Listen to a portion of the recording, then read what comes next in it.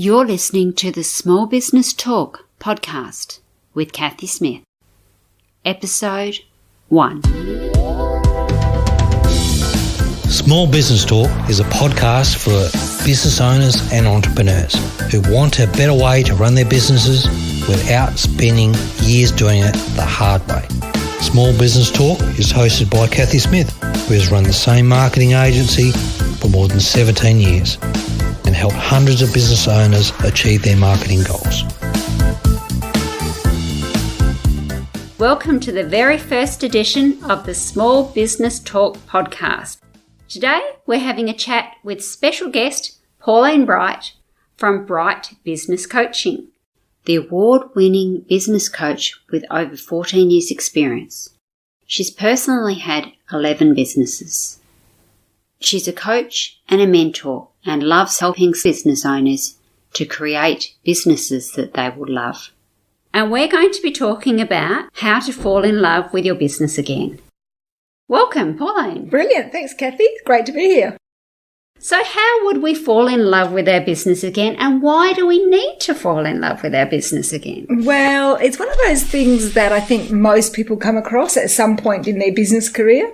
First of all, you have to look at why do you fall out of love with your business. And so I treat it a bit like a romance. So when a romance dies, we do all kinds of things. So we blame the other person, they're stupid, they're this, they're that, and you can blame your business as well. And it could be that you and your business were a bit of a mismatch. You were never really suited to each other. Sometimes the business becomes harder than you imagined it was going to be. So it's not as much fun as it used to be. No, that's so very true, isn't it? And things change. Like in any relationship, people grow and people don't and things like that. So in your business, things change and it's not the relationship that you started out with. The original idea you had and where you are now could be worlds apart. A lot of what happens also is that people blame themselves, like, I mustn't be cut out for this, or, it's just not my thing. Sometimes we just get down on ourselves. Oh, we do. And we just think, well, we can't possibly be a business owner. It must be for somebody else. Yes. But, that's that, do we push through or do we give up? So I'll talk about that in a second as well, because I like that angle of what do you quit? And then there's a vision. So most people, when you start out with a business, you start with some kind of vision of what it's going to be like. And somewhere along the line, where you thought it was going to be and where it is now, totally different places. So the vision has gone. That can make a big difference as well. It's so very like that meme you see of where is success? And you start should be at one end, success should be at the other end, and it's a straight line. Yeah, no. And it's never like that, is it? It doesn't happen like that at all. It's a perfect squiggle. Yeah. And then there's, for some people, a business affair is a bit like a short fling, a short mad fling. So they kind of engage with it and then discover that they never really meant it to be a long-term thing. And then all of a sudden they find themselves in a long-term relationship with their business and they don't actually like it. True. So that's an interesting place to be. So I call that the 7-year itch. Sometimes we get the 7-year itch. It's just not as much fun as we thought it was going to be. And so what do we do next? Perfect. And I think these are great questions to ask, because until you know what your relationship with your business is, you won't know how to fix it. Talking about personalities, if you're a great starter, but you're not a great finisher, and you really don't love the middle bits of business, the constant kind of demand on your time and attention and your energy, then you have to work out which of the bits I love the most. So for some people, it's just the start of things. Yep. And some people, it's the finish of things. So I love to tidy up and finish after people. For some people, it's that kind of that nice, slow, steady, let's just get this moving and keep going. And until you know what kind of person you are, you won't know what you're suited to. Absolutely. So you absolutely have to start at the beginning. Yes. What are the things that are causing this problem before I can fix it? Yes. I reckon that falling out of love is not such a bad thing after all. Absolutely, because sometimes you just need that reinvigoration, re-energy. Yeah, and it's what makes you look at things differently. You can stand back and see it from a different perspective, and I like that. And sometimes it might be time to quit. Indeed. I love the way Seth Godin writes about this in The Dip. He says, you don't have to quit everything, but what you quit makes a difference to what you stick with and how the whole thing progresses from there. Perfect. So it might be a case of delegation rather than wrapping up the baby and throwing it out with the bathwater and getting completely out of your business. Yes. And I think that's a shame, because I think that people don't go into a business with the idea of going back to a job that they just left. No, because they couldn't make the business work. They really want the business to work. Yep. And I find it quite distressing to see people go back to something that they just left because they couldn't make the business work. And I do think that you should fall in love with your business. I do think that it should be a love affair. It should be a really exciting ride. You know, it should be like something where you just get out of bed every day and just go, I love it. I can't wait to get there. And I think if it's anything short of that, you need to do something about it. Absolutely. And sometimes that just reinvigoration's like almost having a new romance, so that you can then fall back in love and get back on the horse and off you go. Yes. One of the things that you have to look at to fall back in love with your business is look at the things that no longer serve you, the parts of your business that you really don't like. Yep. So this is a little bit like looking at your partner and thinking, why do they have that disgusting habit or that irritating thing that they do? And so the things that irritate you about your business make you want to turn away or do something different. You need to look at those things first and then work out, well, can I live with it or do I need to change it? Okay. And I can almost guarantee that most of those things that are happening happen because of habits you've got. The business is an inanimate object. It's nothing.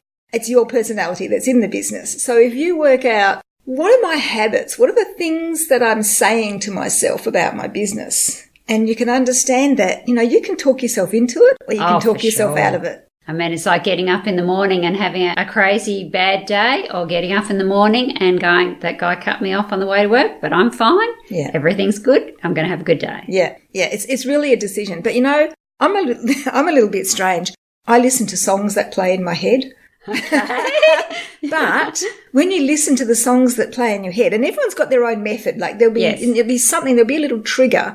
I listen to the songs, I listen to the lyrics and go, isn't that interesting? I must be feeling that way or thinking that thing. Yep. There's triggers inside your business. There's triggers inside you that lets you know what's happening. And it could be dreams, it could be daydreams, it could be conversations you have, it could be things you're watching on TV, it could be a million things. If you just stand back and focus on, what am I listening to? What am I telling myself? What's going on here? Because, you know, like we said, you can talk yourself into it or out of it. It's entirely your choice. Absolutely. So you do have to be very careful about what you listen to. Yes. Looking at things that no longer serve your business. This is a little bit like, so you know how in shopping centres where every so often they make shop owners redo their businesses. So they revamp them. They make them, you know, spruce them up, you know, new flooring, new fittings, new everything, really give them a new fresh look. Yeah. If you don't have that kind of pressure on you as a business owner from the outside, it's something you have to look at for yourself. What a great idea. You do need to think about, if I were to spruce up my business every few years, what would it need?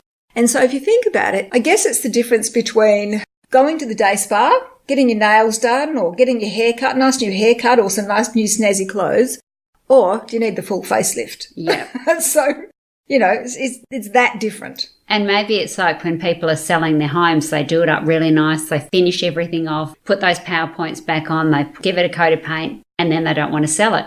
So if you looked at your business like that and gave it that haircut, that spruce up, that paint job, whatever, then now we've got almost a brand new business and we're off and ready to go again. Yeah. It's like giving your business some TLC. Yes. You know, if you were in a relationship with somebody, you wouldn't withhold the cuddles. No. Because they're important. And they're the things that bind it together. Well, this is like giving your business a big cuddle, really, and helping it to just feeling better about it, you know. And if you're the face of the business, if you're the person inside the business, then this holds equally true for you as well. Business owners tend to flog themselves to death. Indeed. You know, like just take everything to the nth degree and try to do too much. And then we fall over. Yes. And then we fall out of love with our business because we blame the business. It's the business's fault that I'm like this, but actually it's not. No. It's you. As a person just going, I have some really bad habits. And sometimes that's quite hard to take. You really got to look yourself in the mirror and go, okay, what am I portraying? What am I putting out there? Yeah. And what am I telling my staff? Absolutely. And if you don't listen to what's going on in your head, if you don't pay attention to that stuff, that's when you fall over and you fall out of love. Absolutely. So, you know, you want to, it's not a bad thing in the sense that it makes you stop and take notice. Wouldn't it be nice just to keep your relationship on an even keel?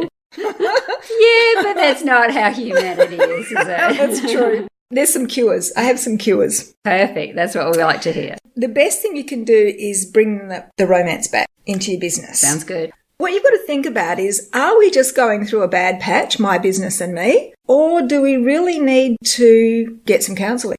What do we need to bring us up to date, to inject that enthusiasm? This is about honouring yourself as well. One of the things I like to work with is looking at the person who owns the business and thinking about what's happening inside their life. And so if you're under stress, if you don't get enough sleep and you don't eat well and you put yourself under impossible pressure, it's really hard to love your business as well. Because if you don't love yourself, it's very hard to give it out.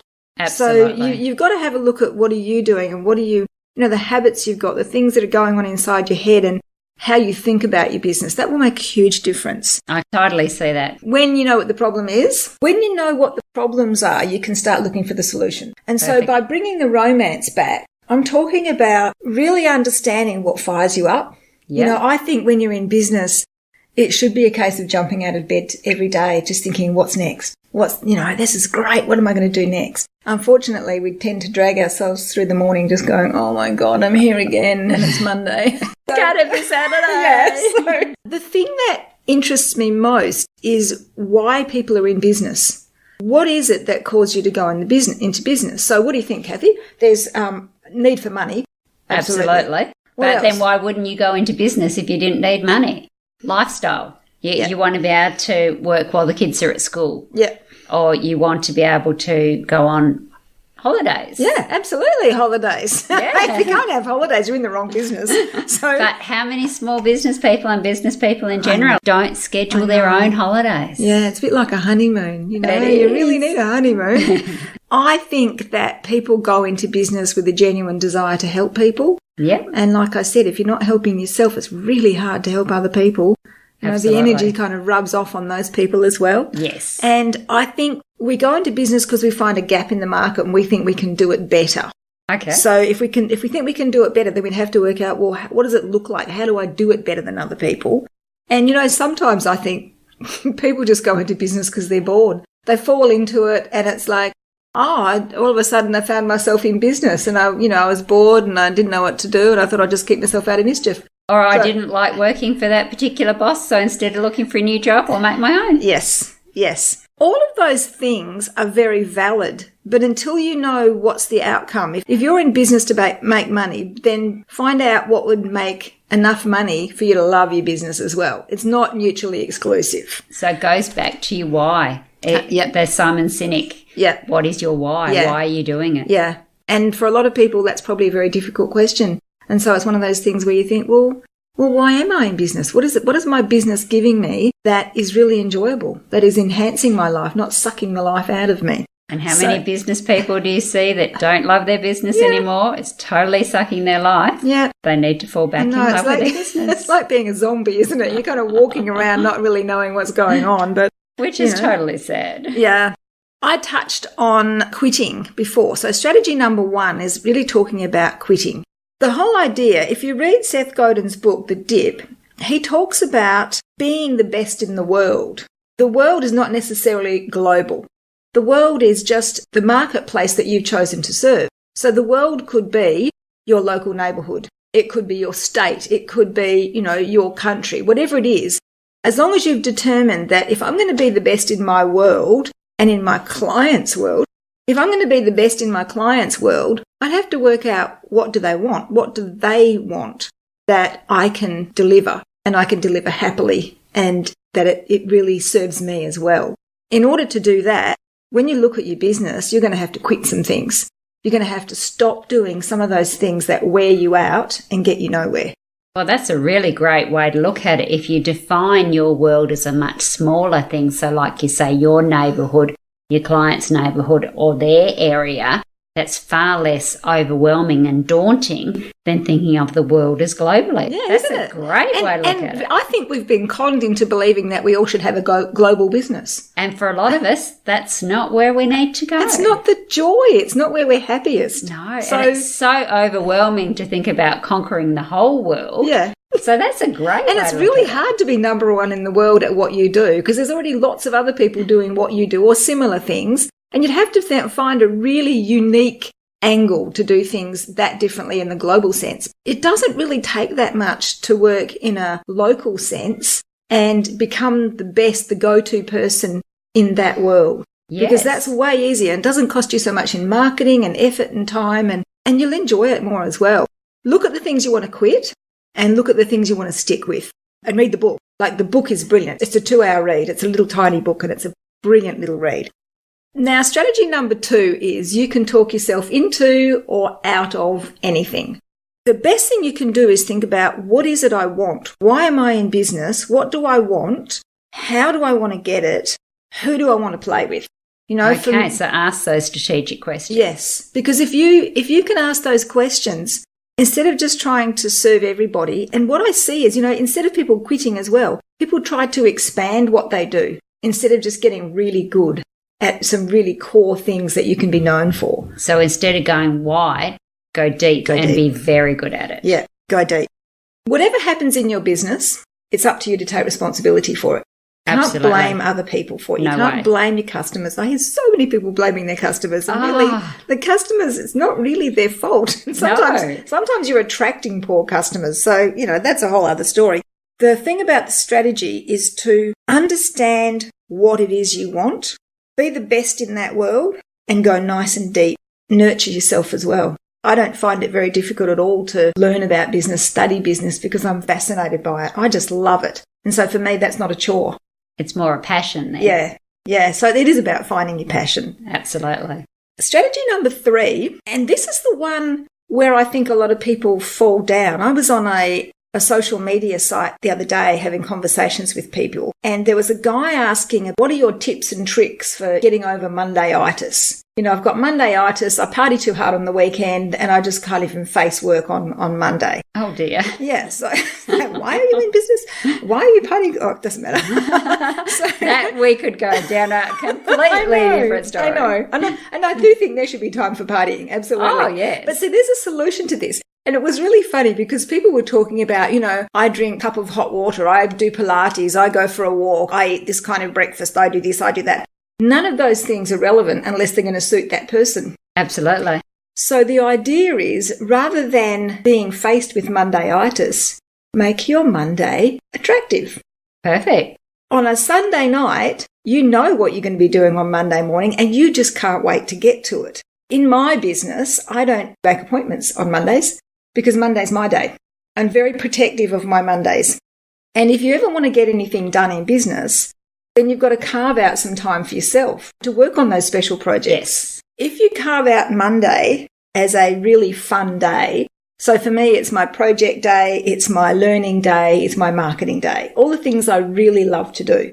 I look forward to Mondays. And I also look forward to Fridays because Fridays are my freedom day. Freedom, funds, family, friends, whatever I want to do on a Friday, it's sort of like launching into the weekend as well. So I've got these nice top and tail weekdays, and then I've got Tuesday, Wednesday, Thursday to really get into my business and do the work of my business. What a great idea. So, and this is not going to fit every business, but I do think you need to be a bit selfish. You want to really love your business. It's a good idea to do things that you want to do. And also to look at working on your business, not in your business. And if you've got that blocked time, you're able to do that. Yeah. And well, the way I look at it, it's being reactive or proactive. And so if you don't have any proactive time in your business to work on the projects that you really love and the things that are going to build your business, you'll always be reactive. I'm at my best in the mornings. So I do my proactive work in the mornings. I'll make courses. I'll do some writing. I'll do, work on projects because that's when my energy is highest.